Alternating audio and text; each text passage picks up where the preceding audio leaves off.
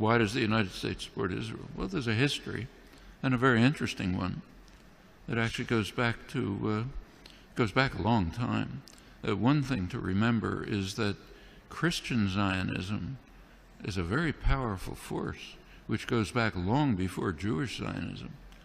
In England, particularly, Christian Zionism was a powerful force among British elites. It's part of the motivation for the Balfour Declaration and for Britain's support for Jewish colonization of Israel. Remember, the Bible said, and that's a big part of British elite culture. Same in the United States. Woodrow Wilson was a devout Christian who read the Bible every day. So did Harry Truman.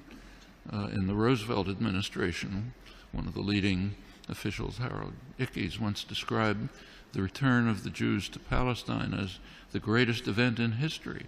It's realizing the lesson of the Bible. These are deeply religious countries in which the biblical commands, so-called, are taken quite literally. Also, this is just part of colonization. This is the last phase of European colonization.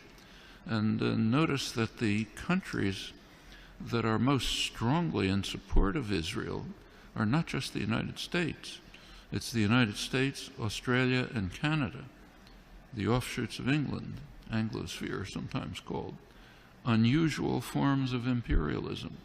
These are settler colonial societies, societies in which not like India, not like the British in India, say, societies, South Africa was a little like this, or Algeria under the French, settler colonial societies in which the settlers came in, essentially eliminated the native population, also driven by religious principles, very religious groups driven by Christian Zionism.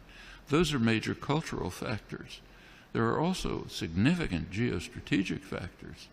You go back to 1948, there was actually a split between the State Department and the Pentagon in the United States over how to react to the new state of Israel. The State Department was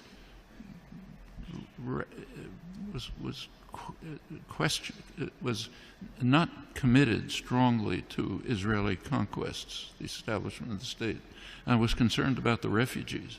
It wanted an implementation of the refugee problem. The Pentagon, on the other hand, was very impressed with Israel's military potential.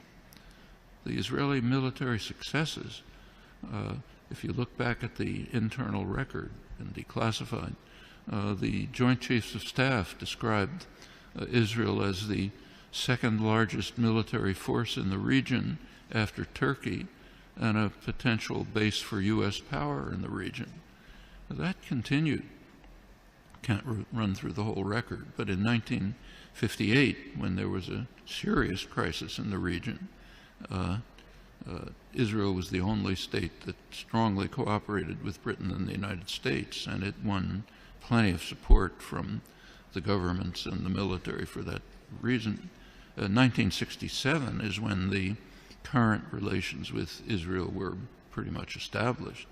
Israel performed a major service to the United States by destroying a secular Arab nationalism, a major enemy of the United States, and supporting radical Islam, which the U.S. supported. And it continues right until the present. Right now, we saw an example of that just during the latest Gaza attack. You recall that at one point, Israel began to run out of munitions during the assault, despite the fact that it's armed to the teeth. The United States provided Israel with additional munitions through the Pentagon. And notice where they were taken from. These were U.S. munitions pre-positioned in Israel for eventual use by U.S. forces. One of many signs of how Israel is regarded as essentially a military offshoot of the United States. Very close intelligence relations that go way back, many other connections. And the media tend to take up, to support the policy of the government with very few, kind of little questioning around the edges, but basically accept the policy. So, for example, take another issue. Take the U.S. invasion of Iraq. You cannot find the phrase U.S. invasion of Iraq in the U.S. media, though it was obviously an invasion, a blatant act of aggression, a textbook case of what the Nuremberg trials called the supreme international crime, cannot be mentioned.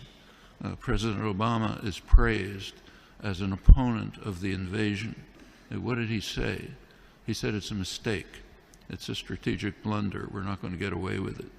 Now, that's the kind of opposition that you heard from the German general staff during Hitler's invasion of Russia. It's a blunder. Shouldn't do it. Should knock off England first. That's regarded as opposition.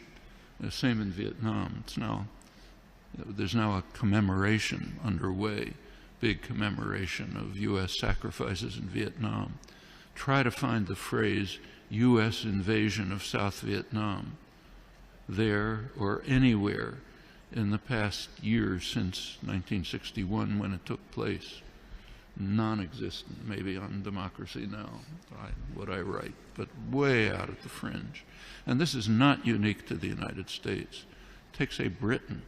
Right now there's interesting debates in the British literary journals, like the Times Literary Supplement, as to whether Britain should finally begin to recognize the genocidal, the word that's used, genocidal character of British colonization hundreds of years ago. Should Britain begin to face it? You can ask that question in many places.